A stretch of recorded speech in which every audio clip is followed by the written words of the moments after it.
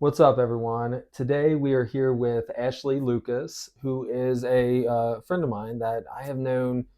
It's been what, probably like 2 years, a year and a half, 3 years. It's been a Two, long two and a time. half Yeah, at least.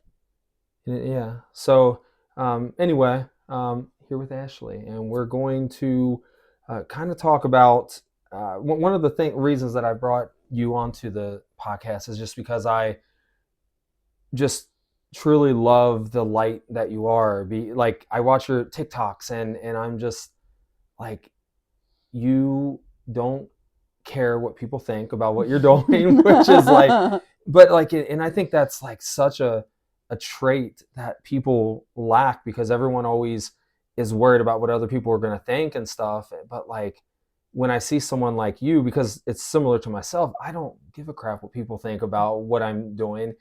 And when I see someone else doing it, it's just awesome. And you carry such a positive message of just being yourself. And then you have, I was watching some of your TikToks today actually, and just being raw on there, like just being your raw self. And I think that that takes a lot to get on a platform for the world to see and just be raw with them and stuff. So I really appreciate that about you, and you have a lot of other interesting stuff that we're going to talk about. So the main one, the main thing that I kind of wanted to touch base on is you are this shining light for a lot of people now, and you are um, this this uplifting, positive person. And I just wanted to. I know that there have been some struggles in the past, and I wanted to see if you wanted to share kind of just like where you were, how you might have got to that place, and then just how you managed to get out of it and get where you're at today. Because I know on a surface level, everyone can look so happy and Mm. everything like that, and I know you're going to have bad days, you're going to have your struggles and stuff, but like you found a way to try to be happy, and you found or to be happy and to uh, be a good role model for your son and all of that. So, if you would like, I would love to hear just how that happened because it's amazing. Thank you. Yeah, Absolutely. And thank you for having me. This is amazing you're what you're welcome. doing. Yes. So to start, I feel like the spiritual experience it's a spiritual experience and a spiritual awakening. I think that, just being born is a spiritual experience in and of itself, but there was hardships that I went through, and like looking back, the perspective that I have today of my life, is has changed. When you're in it, you're in it and you don't know any difference. I feel like you don't know that it's hard, and then you're like, for me personally, like I'm removed from it and my upbringing, and I've just like looked at it through different lenses and stuff. So yes, my upbringing, there was like a lot of good and there was a lot of bad, if you know like we all have. But Hmm. so I feel like, I mean, I have to give a little bit of a backstory to tell like how I got Please here. do. Yes. So growing up, like I have a younger brother, and I feel like I had to wear like this happy mask for him, to like entertain and just like be the clown for him, to like bring him happiness. I believe that's truly where it started. Like, And you so said younger brother? Is that what you said? yeah. Okay. So technically we're like Irish twins, I guess. Ah. We're like very close in age. He just had a birthday on the 23rd. Hmm. So yeah, my mom had us young, and my mom was a single mom, and she did the best that she could to raise us. She truly did. Like, it was happy and fun and all of the things, but alcoholism ran in my family. And so a million things come crashing in. So, so I mean, it was like a rough upbringing, really. There was a lot of chaos, a lot of fighting, a lot of things that, happened. I seen a lot of things that kids just shouldn't see. And like, I look at it through a different lens today, you know. Should I have gone through the things that I went through? No, you know, I Mm. don't believe any child should, but I don't know. Um, so that's kind of where that mask started for me. And um, yeah, a lot of things happened. And sorry. Um, but sorry for the pause. You're fine. You're all good. um, I'm just like thinking of what I should talk about. Um, so, anyways, I feel like I grew up fast, and I started to abuse substances, and um, I also have to like not talk about some things, I guess. Mhm. But I started to abuse substances, and at first, like it was fun. Like at first, it was like it wasn't like I was like following everyone. It was just fun, exciting. Like I wanted to, um, I don't know, just feel something, and then it became an everyday thing. Like I had to have it, you know, and it it overtook me really early on. I started smoking cigarettes, abusing substances, and it was still like this big party, and school became like a social scene for me. And I just kind of got passed along in school. Like looking back on it, I'm like, what happened? You know, like it was just I was there to have fun, and you know, I did a lot of things that like I regret, and Mhm. I put myself in a lot of dangerous situations, and um, Like, what grade are we talking at this point? like the dangerous seventh and eighth grade. Mm. Um, That was a crazy time for me as well. Honestly, I honestly I look back at that, and I don't even, how old are we in seventh or eighth grade? Do you know? Like what, 13, 13, 14, something like yeah, that? I mean, the things that I was doing at 13 and 14 years old, and then I see the 13 and 14-year-olds now, and it's like, I don't know, it blows my mind that I was doing some of the things that I was doing at that age. yeah. So, yes, but I couldn't imagine like my son. Like I look back, like he better never, I you know, know. seriously. Um, and I so through that, like I didn't want to drive. I didn't want responsibility really. Like I did, but I didn't. Like I I wanted the freedom of it, but I didn't want like all of the responsibility attached to that. And so I don't know, I started driving. I was a reckless driver, and I remember one time I was like on my way to school, but I was running late because my vision started like blurring. Oh, And wow. I believe that's when like the spiritual experiences and the spiritual awakening started to happen for me. I believe that that was like spirit guides coming in like Mm. saying like stop, like we're gonna there's another path for you, like we're gonna protect you, but there's another path for you. And like all of the situations like I was thinking like all of the near death experiences that I went through from like that point on was were just like so many and incredible. Like how am I still sitting here? One, like I'm divinely protected. Two, like like what, like there's just so much more for you. So like my vision's blurring, I'm like driving and I can't see, and I'm like, so I started going in and getting these routine CAT scans, and Mm.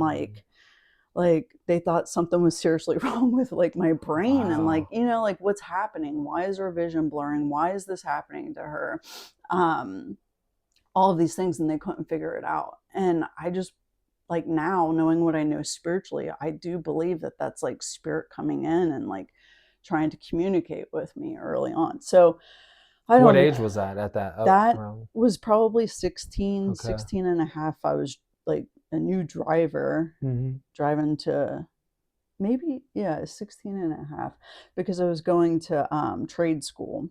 Okay. So yeah, and so from there, I don't know, they couldn't figure it out. Yeah. And I didn't stop what I was doing. I didn't want to, and I didn't really like. I don't know, I didn't want to, and I wasn't like called to do anything else, you know. Mm. So by that point, I went to trade school for early childhood education, and I Ah, became a preschool teacher. did you really? I didn't know that. Yeah, yeah. Oh, that's awesome. How long were you a preschool teacher? Um, 7 or 8 years Wow. off and on. But with the substance abuse, it was kind of like, it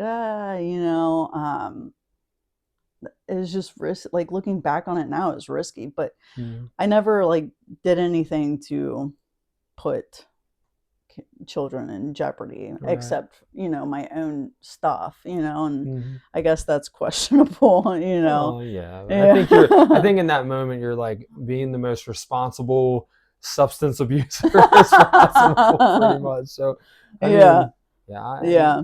yeah, I do regret that. Like looking back on it now, I wouldn't, it's made me question what I do with my son now, because right. of my own personal experience. Like if you send him to daycare, Yeah, yes, yeah. oh I'm like, I yes. I can't do I that yet. know some like people that work in teachers and daycare and like all that, and I think the most important thing with that, and sorry, I don't want to derail you or No. anything, but I think the most important thing with that is like they're all just human as Mm. well.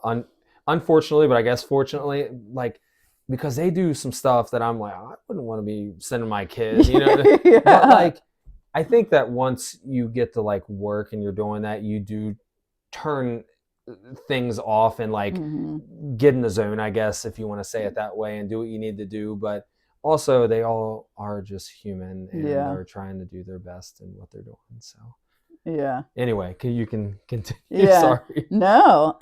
So I was a preschool teacher for all of those years. I graduated high school, and um I remember running out. I was thinking about my niece. She's like looking for a job right now, and she just graduated. But I remember graduating high school and running out the front door with my heels, like to go do whatever we're doing, drink or whatever. And I have my heels and my mom's yelling at me like, Ashley, you need to get a job. And I'm like, it's like a movie, like I will on Monday, and That's amazing. and I'm just like thinking like, wow. That's also a super cool memory, though. Like to Yeah. replay that. Yeah. Yeah. So I don't know. I've always just kind of been like fly by the seat of my pants. Like I want to have fun, like let's make it fun. And then all of that took like a spin for me. I got sober when I was like 2 months shy of my 22nd birthday. So I got sober when I was 21. Mm. And I've been sober ever since, and Wow, I that's believe awesome. that that's when things changed for me, and the spiritual experience, and just waking up and seeking happiness, seeking all of that. And before that happened, I remember sitting. By this time, I had started working at a liquor store. Oh wow, yeah. Yeah, Probably not the best yeah, thing. working at a liquor store Yeah. with my grandma and my great aunt. Mm, So I got away with a lot there. yes, It was I a can lot of imagine. fun. Yeah. And it wasn't also, but I was working there and I was trying to get ready to go into work, and I couldn't look myself in the eyes Mm, anymore. It like scared me. I wasn't really there. And I remember like grabbing my arm and like squeezing it, like, like this is not real, but I can feel myself. And I heard this voice and it said, Ashley, go to rehab. mm. And I had never heard that voice before. And what I know it to be now is like a guide. And I went to a treatment center, and that's when it all begun for me. I think that is super cool. Like the um like not knowing or not recognizing yourself or just like not Mm, liking what you're seeing. It's almost like your higher self or your like pureness of your soul came through and was like, hey, we got to snap out of this shit now, and yeah. kind of put you into the direction you went. And something, a quick question is, from 16 and a half ish or whatever, when you started having the vision issues and stuff, to 21 when things kind of uh, became more clear that you can't keep going in that direction. Did you feel other spiritual experiences happening? Like, did you feel like your guides were hopping in there and saying things, or was there any experiences, or were you just kind of numb because of all the stuff you were doing or too busy to listen? That's a good question. I actually knew you were going to ask that. So I was numb, but with all of the experiences that would happen where just those little hints, like don't go down that road, don't turn left, don't pick them up, don't have them in your car, make, like, all of these things, like, I just believe that those were kind of like the knowings, like it was just like kind of being fed to me, like to keep me safe. Mhm. Does that make sense? It does, because I think one of the main goals of our guides is like is to keep us safe when we're not listening. I mean, it's kind of like you're leading the blind person or something, and you're just Yeah. kind of like, all right, let's go this way, but like you let them go to a certain point because they have to learn the things and they have to experience certain things so they can get to where they need to go and all of that. But uh, I just love anytime I hear a story about guides where Mm. I just love that they are keeping us safe to the bare minimum, I guess sometimes. But so, and I want to touch back on that in just a second. So you're 21, you go to rehab, and 21-ish, and then you go to rehab, and then you just quit everything, like everything. Oh, that's awesome. I still drink caffeine and Yes. smoked cigarettes. I don't smoke cigarettes, but I do caffeine now. Yeah. Some people consider, like, I don't know, but I need caffeine. Well, and honestly, yes. And there Mhm. are some people that are like, I need caffeine, and like my body is incredibly sensitive to caffeine to where like I can't drink. I want to drink it. I love it. I love drinking like a Mountain Dew or something. It's super good. Coffee, absolutely love coffee. I know there's decaf, but it's just not the same. But anyway, it's just caffeine and processed sugar Mhm. just like gets my body not in your average way, but like in a way where like my heart rate is like going crazy, and I Mhm. feel like tunnel vision almost, and it's just like does not make me feel good. And I also have a mild case of Tourette syndrome, so like I have twitches and stuff here and there, and if I drink a lot of caffeine, Mm. I'm like Mhm. twitching everywhere, and it's just so I try to stay away from it, but I fully understand that many people do benefit from it. Like my wife can drink 5 coffees even though she doesn't like it, but she could drink 5 coffees before she goes to bed and just go to bed. And it's Right. like for me, I'm like, I short, really quick, funny kind of short story, but I used to deliver papers at nighttime, and then I would be up from like 1 in the morning on like 3 hours of sleep until I had to go into work at like 8 a.m. to my other job. And it was like 6, 7 o'clock in the morning, and I had to go to work, and I was like, I'm going to get a 5 hour energy. And I Mhm. went and I got a 5 hour energy, and I was like shaking.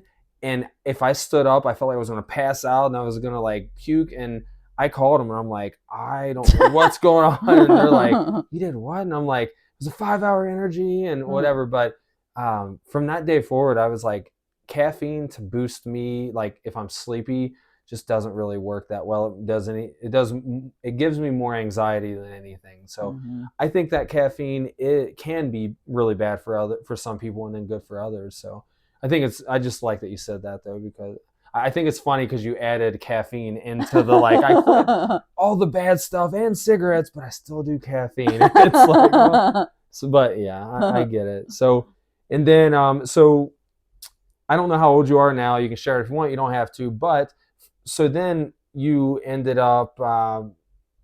Did you say you got married as well, or like around 21, or was it later in No, we life got at that married point? later. Okay, so then now at this point, where are you at now? Like, so you were there, you quit, and then So I started seeking any spiritual experience that I possibly could.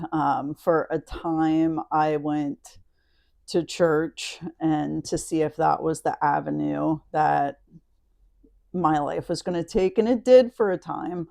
Um, but then things just started to switch up for me. My beliefs changed, and I started doing um, a program of recovery, and it just kind of led me into the path that I guess I'm doing today, Mm. where it's more spirituality, and I've had the opportunity to like go on spiritual retreats, like meditation retreats. There's there used to be one locally. I don't know if they still use it, but Grailville. Um, Never heard of that. I was gonna ask though, like where'd you go? it's really cool. It's in Loveland, Ohio. I think it's considered Loveland, but they Yeah, have like a labyrinth that you can walk through, really. and yeah, and That's awesome. they have buildings. I've actually done a few different retreats, like one was more of like a spiritual retreat with sound bowls and meditations, and everything out there at the time was like vegetarian, and they Mm. grow their food there and all of the I've seen things. some retreats like that, not locally, but I have seen some, and I'm just like, that would be really cool. Yeah. I might starve to death though because there's no meat or, but no, I would be fine. I It think was actually really good. I know when you feel so light when you're Yeah. eating that, and like so much more of like you flow so much more. And when you went to those retreats, did you feel like it was like life changing, or did you feel like it was because I hear some people that go and they're like it was the most life changing experience ever, and then others are like it was cool and I did some stuff, felt good, and that's kind of how it was. How did it feel for you?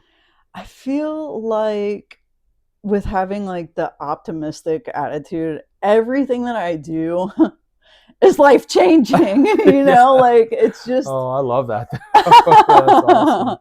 so yeah, like doing the sound bowls for the very first time, that was Mm. life changing to me, because I've like since then fell in love with that and like been to your meditations with the sound bowls, and I Mm. just love that. Now it did like knock us out and put us all to sleep. Like we woke up and we're like, how are we still here? But yeah, the Grailville experience was beautiful, life changing. And then there was a few other like local retreats that I went to. The organization has since like closed, Mm. but life changing. Yes. Just like anything that you can do to learn more about yourself and grow and connect with other people, like those connections are lifetime connections. Like I went on a cruise once when I was like in my 20s, and I'm still friends with like the crew members and people that we met, and like our snorkel guide, and I just feel like every experience that you do is life changing you know Well, and I think if you go into anything with that attitude, it just makes the world so much better, honestly. And I just totally wouldn't doubt that at all, that you're still friends with, because you're just like hey, whatever, and it's and you're just friendly, and I think honestly that's a really good way to be, is just like try to be friendly with everybody. Try to just, I don't know, be cool with everybody, and don't assume the worst out of everybody, and just try to, I don't know, be cool until they prove you otherwise, I guess. But Right. that's awesome. With the Grayville, is that what it's called? Grayville? Grillville. Grailville? Yeah. I have like a southern twang to my voice. Grailville. Grail. Okay, yeah, Grailville. Um, that's hilarious. That's how I would have thought it was spelled, though. What did you like? What did you do there? Like, what was the like setup? Someone was just showing me on my last podcast. Actually, they're getting ready to go to this event, and it was just like set up like the introduction, and then there's, I don't know, this thing at this time, this thing at that time. Do you remember like the specifics of it at all? I do not remember exactly. You just remember it was a good Yeah. time. It felt it, Yeah. it was good. Well, Yeah.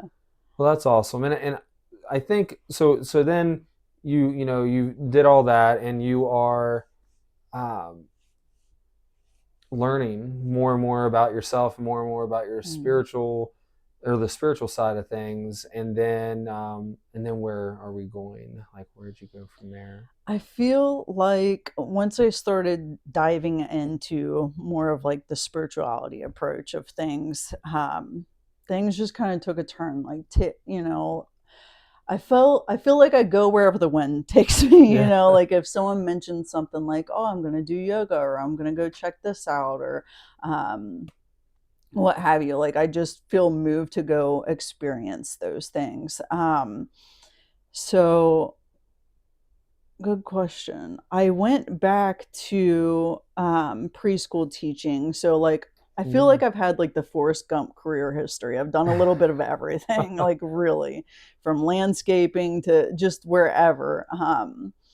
I went and did preschool teaching for a time, and it was nice, but it got crazy. And I was I like, can only I imagine. have to switch gears here. And I went back to college and did a completely different career and did that for like 7 or 8 years. And it was good serving the community where I was working. And from there, I don't know, like I had the freedom, I guess, to do more financially. So, what did we do? I started going on more retreats, vacations, with that idea of like growing spiritually in mind. Did you have like friends that were going with you, or were you just kind of, yeah, Yes, always friends. that's awesome. Yeah. Yeah. Yeah. Well, that's awesome. And then do you feel like because for some, I don't know if we've just never talked about it or what, but I didn't know that you did preschool teaching or anything. Do you feel like that has helped you, um, like a lot with your son and being able to like, I don't know, bond with him in ways and stuff? Absolutely. Our house, it's crazy right now. It looks like a preschool. I have like regular decor on like the waist up, and then the bottom half is all preschool, like posters, learning things, numbers, alphabet. Oh, that's awesome though. Yeah. Because like if you think about it, I mean he's getting the mindfulness that you have Mhm. and the knowledge of being able to help them grow and learn at an early age and stuff. So I think that's invaluable, honestly. Yeah. And that's something else with you that I've always noticed is just there's this wisdom that comes out, and I just feel like for example, when I'm watching a TikTok or even just having a conversation with you, you say things, and it's like, man, that's stuff that took me many years to learn. But I guess at this point, you've been doing it for a few years at least, and it's like, you're kind of. Do you feel like you're at a good place with yourself as far as spiritually and just knowing yourself and knowing where you're at right now? I do. I Mm-hmm. feel like it I mean, hearing it come from you, and you're like you feel like there, and I feel like it's good to hear that sometimes, because like I forget, I sometimes I forget the work that I've done, and it's been a lot. And I do feel like how do I say this? I feel like it's been a long time coming, Mm-hmm. and there's been a lot of hard lessons that I've had to learn. And I feel like with all the good, there's bad that kind of shapes that, and like, lessons that you learn. You could choose to call it bad or lessons or what have you, but it all kind of means the same. Mm-hmm. Um, but I feel like it my life really took a turn when I lost my mom. So that was December 28th of 22. And it just puts life into perspective when you lose someone that you love. And my mom had a lot of health issues, and I didn't like grasp or realize how sick she actually was when she was here. And we do take people for granted. Especially our mother Yeah. and anyone that is close to us for that matter. So, Yeah. You never know. And like I say take for granted, but I had like a really great relationship with her, like so Hmm. good. And we were super close. Doesn't mean that there wasn't hardship, but grief changes a person. Um, so I feel like now, like everything happens for a reason. We know that. But I feel like, you know, my son came 2 months before her death. And Uh, I feel like he was sent here. He chose to come here to like anchor me, and like, not that is his job to do, but that's what he's doing. He's anchored me, he's grounded me. Um, it's just put things into perspective, becoming a mom and losing your mom.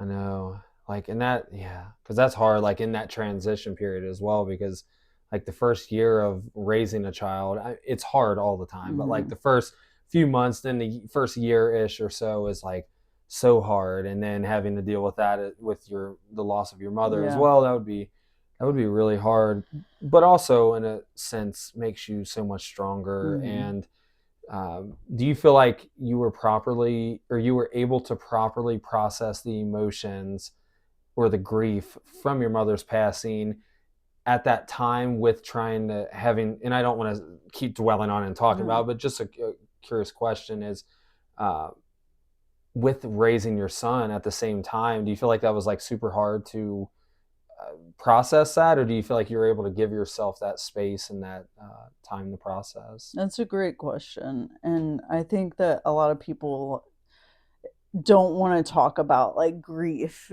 period. But the longer we live, the more we're going to, Yeah. the more we're going to grieve. If So, we keep burying it, the more it's going to pile yeah, up and cause a lot of I problems. do think that I was able to like release that and Mm. properly grieve. There were times like I probably wouldn't have ate had I not had a baby. And um, just because grief does that to you, you don't want to eat. But like, people were bringing me food 24/7. I had a friend put an omelet in my mailbox for me to eat that she made at her house, and it was Oh, just that's like, amazing. eat, you're gonna be taken It's care a of, you're good gonna be friend fed. now. Yeah. Yes. Like, they just carried me through that. And Were you off topic? Well, not off, but kind of yeah. different question. Were you breastfeeding? Yeah. Yeah, that's so That's why it rough. was so important that I Yes, ate. And that is rough. That's, yeah. but good for you for pushing through it and Yeah. working through it. And that's around the time that I found you, and Mhm. took Reiki. And I was, he was probably 6 months. Yeah, I think he was 6 months when I took Yeah. Reiki 1. Was it you that said that you had a lot of anxiety leaving him? Yeah. Was that you? I thought I Yeah. remember that. Yes, Yeah. I did too, though. Like Yeah. maybe not as much as you or others, but like I did as well. I think it's just a scary thing, like Yeah. because you're so used to just like anything that happens, I'm here to do it, and then you leave them with just, even if it is your significant other or whoever, it's like well, I guess like for me, leaving our kids with my wife, it was fine. I felt comfortable. I Yeah. knew she would do it, but for her leaving in with me, she had anxiety about it, and it's just Right. like I don't know, but yeah, I think that well, that's crazy. That was so. I was thinking that when you said the year of your mother's passing and everything, I was like, man, that was really close to when we Hmm. first met and started doing the Reiki and stuff. Speaking of the Reiki, have you? We were talking before the podcast, and you were saying that you aren't necessarily actively seeking people to do it on, but if someone asks you, um, you'll do it. Have you been doing a lot, or is it something that just kind of comes and goes with Reiki, or do you use it on yourself, on your kid, Hmm. husband, or anything? I was doing it a lot on other people, and now it's just kind of migrated to me, my son, my husband, my brother, Mm. just like our family unit, the house. Is your son super open to it by any chance, or does it kind of not phase him? If I tell him I'm doing something, he's like, no. But, Ah, yes. like, so, like when he's asleep, or, Hmm. when I know that he needs it. I used to do it on I still do it on my sons, but when they were young, well, I guess my other one's still young, but my 7-year old, excuse me, when he was younger, I was I would always do Reiki on him for different things, and Mhm. usually it was his either his knees or his shins. I forget which one, but he would like play video games or play and do anything ever, but he jumps. Like when he Mhm. gets excited, he does this jump, and he would stand up and play video games and jump, and it would hurt his legs, I think, or it was growing pains, one of the two. But uh, and I would do Reiki on it on his leg, and it would be like immediate that it would be better. He just hurt his ankle 3 weeks ago or so. He was so excited because his grandma was coming over to watch him, and he was like, we're excited. I want her to watch me play video games and do this. And like an hour before she came, he rolled his ankle Oh. jumping, doing that exciting jump, and he was so bummed, like more bummed than I thought he would be over it. And my wife and I, we were leaving. Obviously, that's why my mom was coming over to watch him. But I was like, "Do you want me to do some healing on it?" And he was like, "Yeah, I mean, if you think it'll help." And I did. And I looked at the camera, and then we left like immediately after. And I looked at the camera, and he's jumping around, and he's like perfectly fine. So he's just so. That's why I ask about your son, because he is just so receptive of it. Now my 3-year-old, he's about to be 4, but he's like, get away from me with your energy hands. I don't want anything to do with that. Like I'm too busy playing or doing whatever. But my other son's just like, I love it. And one time I had a pendulum. Do you know about pendulums? Mhm. Like, so I had a pendulum, and I was his knee was hurting, and no, his knee wasn't hurt. I was just showing him what it could do, and I put it over his knee, and he started like laughing, and he said it was tickling because he felt like the energy moving and stuff. And I said, well, let's try this, and I told him to close his eyes, and he closed his eyes and turned away, and I said, I'm going to put it on it like in at a certain point, and I did, and he started laughing again. So like he was really feeling the energy and stuff. But I don't know. I just find That's that amazing. kids are super open to energy stuff. How's your husband with it all? Does he believe it, or is he kind of someone that's like, whatever, you do your stuff and He's open to it, he's mm, open-minded, but as far as him going and doing the stuff, you're right? he's there to support me. Yeah, Like, we have a studio, like, I have a massage table that I nice. got from a friend, and that's where I'll do Reiki in the house, and if he needs it, he'll ask me if I'll do it, and of course, That's awesome. when he goes to sleep, we can't, but yeah, so he's open to it enough, Yeah, which is nice. it is nice, and it's really good that he finds benefit from it enough Right. to ask for it as well. Um, well, that's awesome. And then you also do mediumship as well. So I know you're not like, hey, everyone, I'm a medium, come to me, let's do mediumship. But you have been doing some mediumship and really emphasizing doing it on people that you know absolutely nothing about, which is the proper way to do it. I feel like once you know someone, you can still do it, but there's always that like, I don't know, things about them. And even if you're if you're a spiritual person like yourself, and really able to feel others' energy and stuff like that, once you meet someone, you just know a lot about them anyway. So Mhm. like, I don't know, but how's that been going? It's incredible. It's Yeah. the one thing that I want to do in this life. Getting to speak with a medium after my mom passed was life changing. Another Yes. life changing experience, and for the good. And I just wanted to be able to give that back. And I've always known that I've had that ability. We all do. We all have the mediumship psychic abilities. We just Hmm. forgot how to tap into it. So we had to relearn that. And as a child, I was open to it and open to energy. I just got afraid of it Mm. and kind of Like, were you snapped. seeing spirit as a kid and stuff? Yeah, Uh, seeing, hearing. how was it showing up for you? You said seeing and hearing, but like your seeing, was it like you were seeing it with your own eyes, or was it like in your imagination space, or how was that for you? As a child, I it so the memory. loses a lot. Like I feel Yes. like when you're open to that as a child and like snapping it off or whatever, like I did, I do remember seeing spirit. Mm. And I believe what I was seeing was my great grandmother. Oh, okay. And we lived, every house that we lived in, there was a spirit there. Um, I A do, different spirit or same yes. spirit? Okay. I would say different. I Yeah. would probably say different. I had the same spirit in my house going Really? because it was following my mom. That's why I asked. So it was, yeah. I just told it. I just told the story, but long story short, it's one of her miscarriages that she had that is following her around, and I've wanted to work with this spirit, but like Mhm. things have just never lined up for me to go over her house and like work with it. I could work with it remotely and stuff, but I really want to go there and make sure that it is what I'm speaking to, if that makes any sense. Mhm. But yeah, it would always like wake my mom up by saying like "mom" or something, and then really quick story. There was a oh, I guess I'll just say it either way. I was gonna say, let me know if you've heard this before, but I forgot that we're on the podcast, so everyone else wants to hear it as well. So, but so quickly, in my basement growing up, there was I had to go through the basement into like through a whole room to turn a light on before it would not be dark anymore.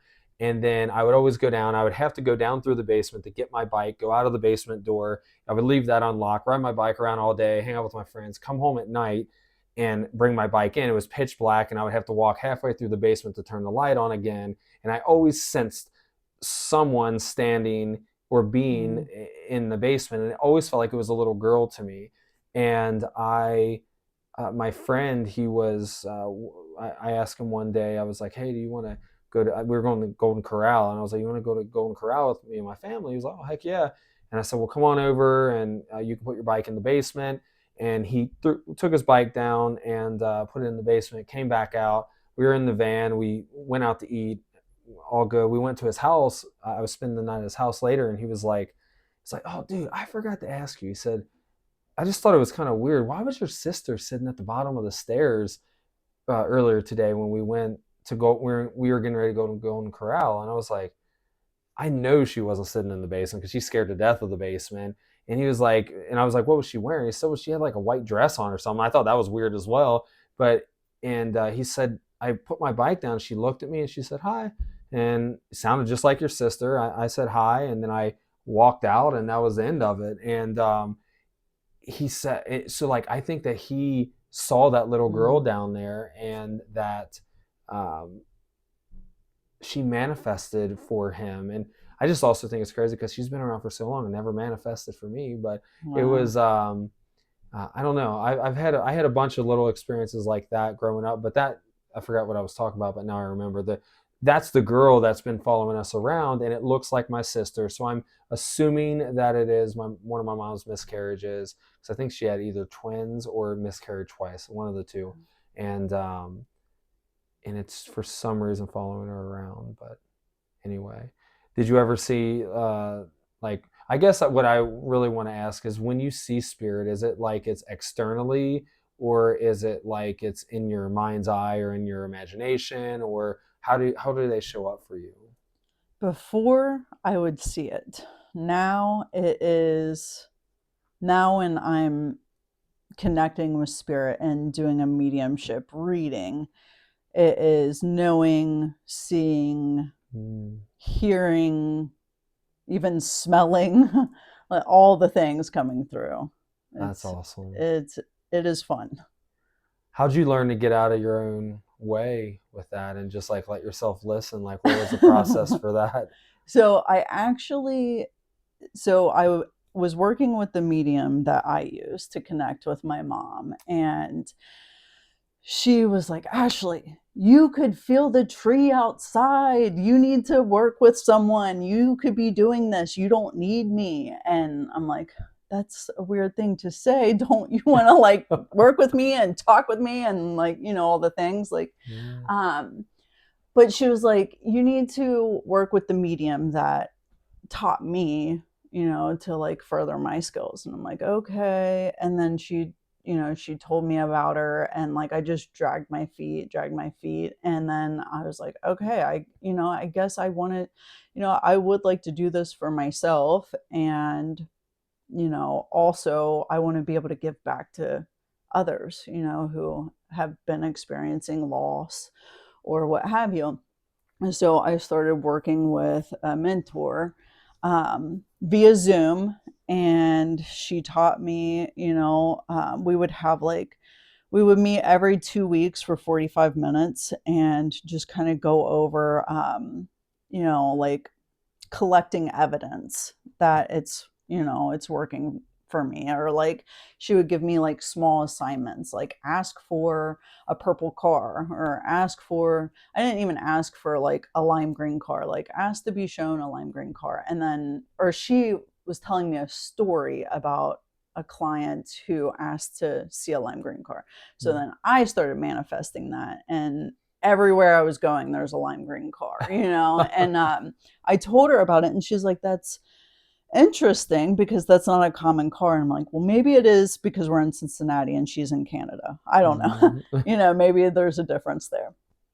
But she was like, that's interesting because she asked that sign from her mom, so that's how it would relate for me. So it started out with just asking for signs. And then she said, like, you see it one time, you're like, oh yeah, whatever, coincidence. You see it again, coincidence. But if you collect like 30 pieces of evidence, then you're sold on it, then you have to have it. And so it started out with like doing practices like that. Really quick, so I just want to make sure that I'm following. So she would say, ask for, let's just say, a lime green car, and you would see that in real life, and that helped build your confidence that you are being communicated to, or that there is something extra there, or connecting with your guides and so on. Is that correct? Yeah. So it started small like that. Like that was like the beginning stages. Like, and then it's like a dragonfly, butterfly, like asking for signs, like show me that you're here, I guess. And then I think that it really started back for me, like when my mom passed, obviously, and walking into the funeral home. And like I stepped back, like I was scared. I was the only one in there, and it was just a scary thing for me. And my mom was over in the corner, and she said, Ashley, it's just me, come on. And I'm like I can't deny that I heard that, and that's like when it started for me. And I would hear things like that. That's amazing. I love that though. Like I do. Like that's like, if people could just understand that, like that's us in spirit. Like it doesn't make it any better that we lost somebody, because we're still going to mourn that physical, but like they're right freaking there, like all the time. And yes. they're right here. And so she started to teach me how the information comes in. Like you have to learn how the information comes in for you. Like some people are just more visual. And she was like, if you have to, put up a screen in your mind and see what you get there. And like close your eyes, put up a screen, and like okay, so it's coming in that way for me. It's coming, I'm hearing, I'm seeing, and then I'm just knowing. And that was kind of the hardest one for me to like, how do I just know this? Right. Like how do I just know it, and they're telling me this stuff, to tell you, and I'm seeing it. And like, why am I seeing this dish of butter? Like we're supposed to talk about this, like what significance is that in your life? I'm not supposed to understand it. I don't have to make sense of it. And that was another like big thing for me to like trust. Like, why are they okay, but what else? And it's like, no, my job is to just say it to you and for you to make sense out of it. Yes. I think that's a good point, because I think that we get caught up in, because there's some really great mediums out there, and I think that we get caught up in wanting to be the really great medium, and understanding that really great medium was not the really great medium at one point. And we need to start where we're at, basically. And I think that uh, I love the analogy of the screen. That's kind of how I do it as well. And quick question: when you hear them, are you hearing them like they're external voices, or are you hearing it like it's a different voice in your head, or are you hearing it like it's your own mind in your head, or your own voice in your Good question. Sometimes I don't even pay attention to now. head? Sometimes I'm just like sitting in front of the person, and I need to pay attention to how am I hearing them? Is that them? Sometimes I do feel like it's them in their voice. Like when I hear one of my past relatives, it's them in their voice. Mhm. It's That's a good point, actually. I mm, never noticed that. I never thought about that because that's the same with me. When it's a relative, I do hear them in their voice, but if it's someone else, sometimes I hear them in their voice, but usually it's like a voice within my mind mm, that is kind of mine, kind of not, or mhm. whatever. That I never thought about It's interesting. that. It is. I I was gonna also say the just knowing part is like it's one of the easiest gifts that we have. Like the it's so easy to just know things, but the validation just isn't there until you like it's almost like trial and error. You're like, all right, I just know this thing. I'm gonna note this down that I just know this thing Mhm. and see if I really did just know this thing and how it plays out, kind of thing. And that's how I always teach everyone with that aspect of it. And I think that laying the stuff that you see out to the person is very important because, Mhm. like you said, a purple car at first, maybe or something like that. But like, it's if you're trying to make sense of that, it's not most likely not going to make any sense to you. Mhm. But quick example for me is when I first started doing mediumship, I was actually just trying to learn from my guides, and that's how I learned a lot of stuff. But I was like, what do I need to do? And they were like, talk to like your grandma or something, and Mhm. ask for some validation to give your mom. And I'm like, oh, this is going to be weird because this is like a couple months into my awakening, and I did though, and I said, Grandma, can you come down to me? And I'm like, I might feel her here. She might not be here. I don't know. I kind of see her, but I don't, like in my mind or whatever. And I said, can you give me some kind of validation to tell my mom, Linda, that you are here and for me to learn and grow or whatever. And she showed me this yellow race car, and I was like, oh, of course, some random and weird like a yellow. But I knew my mom went down to Lawrenceburg Speedway when she was younger, and a lot of my family raced. So I was like, I'll say something to her. So I text her. I was like, no, this is odd. I feel like your mom, my grandma's. I never met her. I said I feel like she's talking to me. Um, does a yellow race car make any sense? Because I was seeing you standing next to a yellow race car, almost like it was a picture.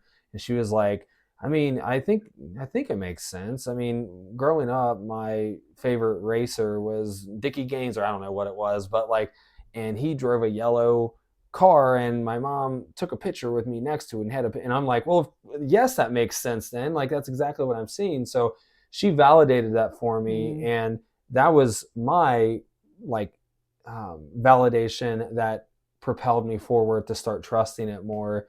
And from there, though, it transformed into how it is now for me. So, like now, when I ask for a spirit to come down, it's usually I see the spirit there, and then they will like project something onto the board, or they will talk to me directly, or they will like show me something that happened or whatever. And but I think that it's important for everyone to know that we are just like at where we are, and we need to work from there, and never underestimate how quickly it progresses and gets better and easier.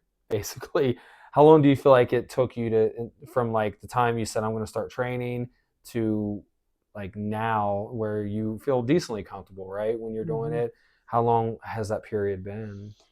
I mean, it's been a short ride for me. So I Yeah. started the mentorship in October, and then, Oh wow. yeah, so from then to now, and I'm doing like 2 readings a week, and I'm just figuring out when my energy is the best to, Mm. to do it. And because there are times like I tried doing it late at night and I just was not in the space energetically to hold that space, to tap into Yes. it for me. And so like learning those things, learning how the information comes in, and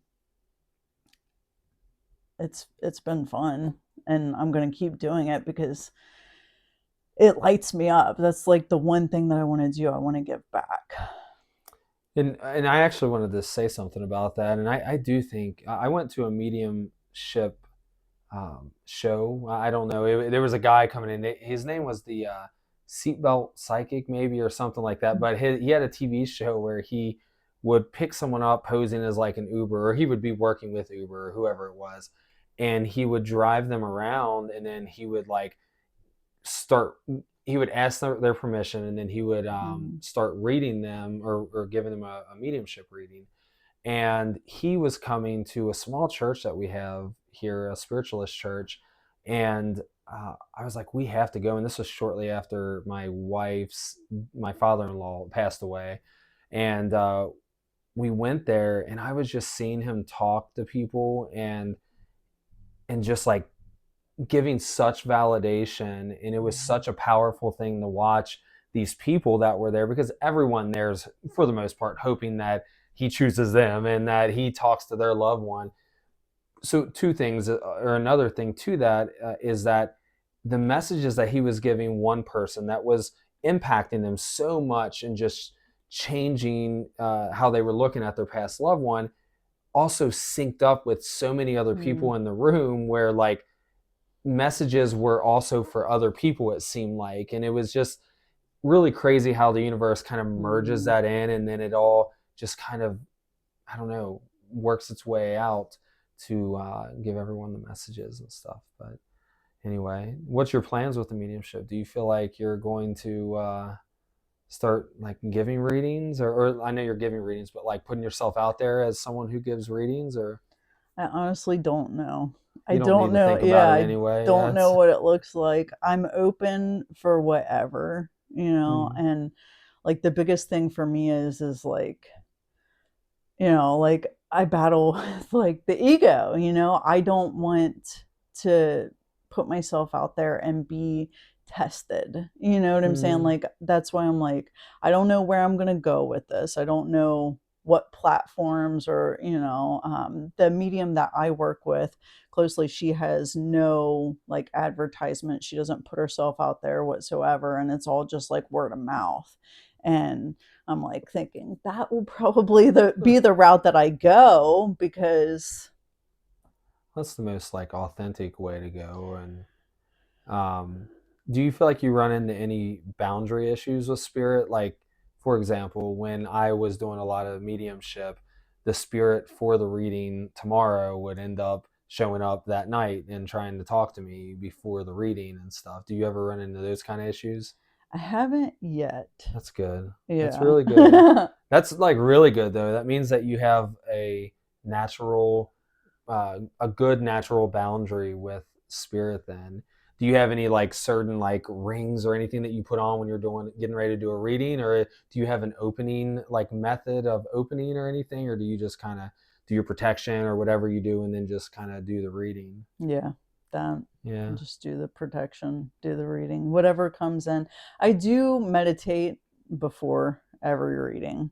Um, uh, Do you? So I used to do that as well. Do you mhm. do that to try to get some messages to make yourself feel more comfortable going into the reading, or do you do it for other reasons? Or I mean, I'm sure you can do it for other So reasons. sometimes both. It just depends on my energy. So there are times where I'm just like sporadic, like, like, oh shit, I have a reading. I need to stop doing whatever it is I'm doing, and then like I need to calm my energy and just like I feel like centered. So there are days where I'm like, okay, well, let's just see if I have messages. And like I'll sit there and meditate and then start connecting, I guess. And then I don't know if I'm really connecting with their people or my people, but the messages start coming in, and I'll like Mhm. sit there and just jot down a little bit and then go into it. And I feel like like I don't open with that stuff like just as it like flows, and I feel like once it starts to slow down, like then I'll Yes. go to the stuff on the paper like, well, they said this, or this is showing up, or I seen this before our session, and to just like keep the flow going a little bit more, to test my time with holding spirit, I guess. Hmm. So like I'll set a 20-minute timer, just kind of for me.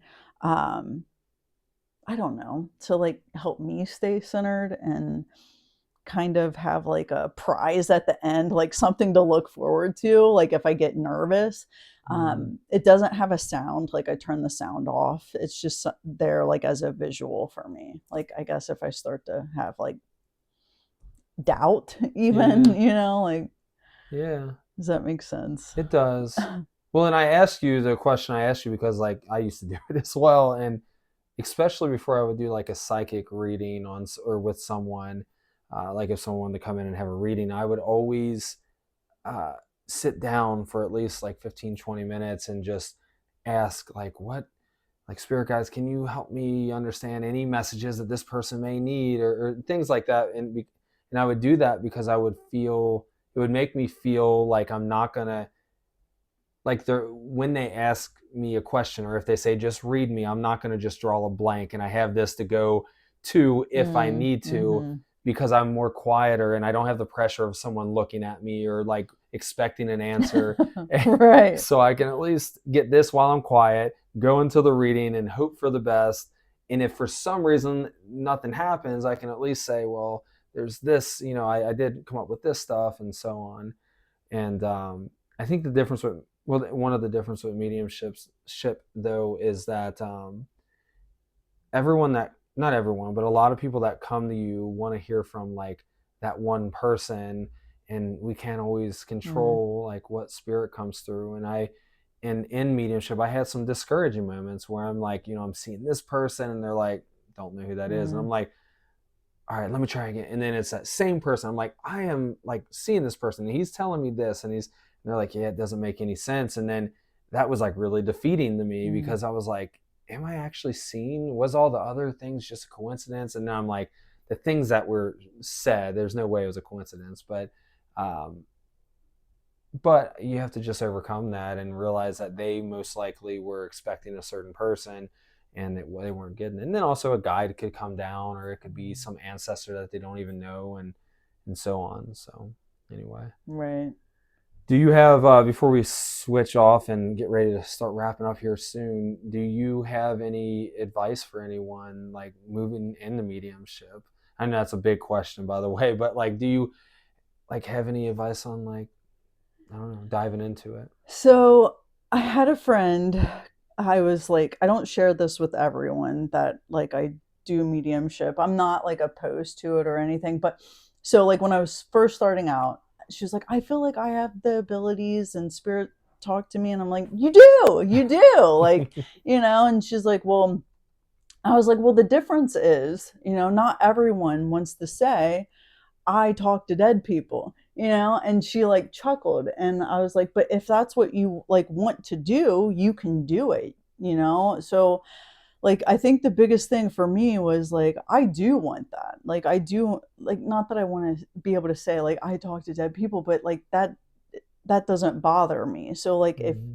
I would say like if you want to do it and you want to talk to spirit, like do it, because you can do it. Like the biggest thing obstacle that I had was like trusting and just saying it. Like I just I'm just the vessel here. Like it's not me. It's not who I am. When I'm sitting with spirit and I come in, I feel like I'm just coming as like a mouth, Mm-hmm. and like a vision board. So like I think that's like kind of what separates us. It's like it's not me, it's not the ego. I'm just being a vessel to like share this information with you. So I feel like do it. We all can do it and practice, and Yes, yeah, it's exciting.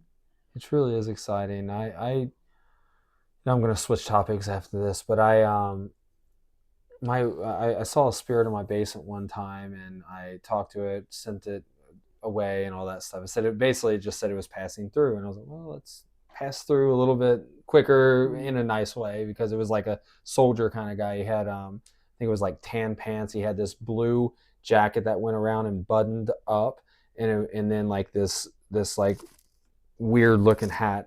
And I went upstairs, and I told my wife, I was like, man, I just saw the spirit downstairs. I was talking with it, and it kind of sent it on its way and whatever. I said, but I want to try something real quick. I was like, I want you to try to feel into that spirit and see if you can feel into it. And she was like, oh my God. And I'm like, no, just trust me. And so I told her to just, I said, if you could imagine a spirit downstairs, just go take yourself downstairs and just imagine someone standing there. What would they look like? And she was like, I have no clue. And I was like, would it be a man or a woman? And she was like, it looks like a man, feels like a man. And she's like, and then it started like Mm. snowballing for her. And she was like, I mean, and he's wearing like tan pants and like this blue jacket that's buttoned up. And she said he's holding a hat on his side, like he's like being respectful and like talking, like to talk to a woman or whatever. And my mind was just blown though at that moment. I knew everyone can feel into it, but it was just like, it was so easy for her. And I think that when we think I can't do that, I think sometimes just that childlike curiosity, or that like, what if I could do this, and just feeling into it, and just imagining, because it's we want to genuinely bring through the messages and be uh, quiet and calm, but our imagination does play a little bit of a role in that. Mm. And if you can just imagine if there was a spirit over there, what would they look like? You can um, come up with that spirit. So I thought it was just a cool little That is experience. cool. But, uh, really quick, part of the stuff that I said earlier is just that I admire how you try to shine your light, and you try to be the light. At this point, it seems like you're trying to be a light for, or you are being a light for everyone else. And how do you find, or what is your drive, or how do you feel that that energy comes into you at this point, for you to be able to just get on your TikTok or wherever and just share the things that you do and try to have the uplifting videos and stuff like that? Where does that drive come from, I guess? Or is it just you want to just share, and it feels good for you to share?